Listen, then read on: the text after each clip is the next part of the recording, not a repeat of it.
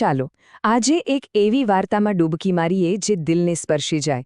પ્રેમ, કર્તવ્ય અને તાકાતની આ વાત આપણને સમજાવશે કે સાચી હિંમતનો અસલી સ્ત્રોત ક્યાં છુપાયેલો છે. ક્યારેય વિચાર્યું છે કે એક સૈનિકની સૌથી મોટી તાકાત શું હોઈ શકે? પહેલી નજરે તો જવાબ બહુ સહેલો લાગે છે, પણ શું ખરેખર એવું છે? આખી વાર્તા આ જ એક સવાલની આસપાસ ફરે છે. તો વાર્તાની શરૂઆત થાય છે સરહદ પરથી, જ્યાં અમન નામનો એક સૈનિક તૈનાત છે. જરા અમનની દુનિયાની કલ્પના કરો. બિલકુલ બે અલગ છેડા. એક બાજુ સતત ગોળીઓનો અવાજ, ભય અને તણાવ, અને બીજી બાજુ એકદમ શાંતિ, એક પ્રેરણા, એની પત્ની મીરાનું સ્મિત. હવે વિચારો, જ્યાં દરેક ક્ષણે જાનનું જોખમ હોય, ચારે બાજુ અશાંતિનો માહોલ હોય, ત્યાં મનને શાંત રાખવું કેટલું અઘરું હશે, ખરું ને?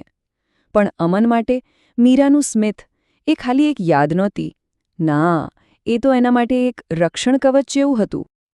ચાલો હવે આપણે સરહદથી હજારો કિલોમીટર દૂર જઈએ. વાર્તાનું કેન્દ્ર હવે બદલાય છે અને આપણે પહોંચીએ છીએ એક નાના ગામમાં, જ્યાં મીરા રહે છે. આ એક જ વાક્યમાં કેટલી બધી એકલતા છુપાયેલી છે નહીં?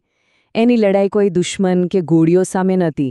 એની લડાઈ તો એ ચૂપકીદી સામે હતી, એ એકલતા સામે હતી. અને સાચું કહીએ તો ક્યારેક આવી લડાઈ વધુ અઘરી હોય છે. પણ અહીંયા જ વાર્તામાં એક નવો વળાંક આવે છે. મીરા ભલે એકલી હતી, પણ લાચાર બિલકુલ નહોતી. એની હિંમત તો કદાચ અમન કરતાં પણ વધારે હતી. એની તાકાત દેખાતી નહોતી, એ અંદરની તાકાત હતી. એક એવી શાંત શક્તિ જે અમનને સરહદ પર પણ ટકાવી રાખતી હતી. તો સવાલ એ થાય કે આટલું બધું અંતર હોવા છતાં આ બંને એકબીજા સાથે જોડાયેલા કેવી રીતે રહેતા? એમની રીત બહુ ખાસ હતી. એક હતો ચંદ્ર અને બીજો હતો પત્ર. દરરોજ રાત્રે મીરા આકાશમાં ચંદ્રને જોતી અને મનમાં વિચારતી, આ ખાલી એક વિચાર નહોતો, આ તો એક એવો પુલ હતો જેણે હજારો કિલોમીટરનું અંતર પળભરમાં કાપી નાખ્યું.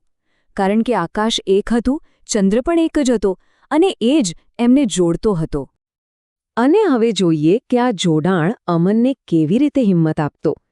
દિવસભરની લડાઈ પછી જ્યારે અમન થાકીને હારી જતો, શારીરિક અને માનસિક રીતે તૂટી જતો, ત્યારે એ ધીમેથી પોતાના ખિસ્સામાંથી મીરાનો લખેલો એક નાનકડો પત્ર કાઢતો.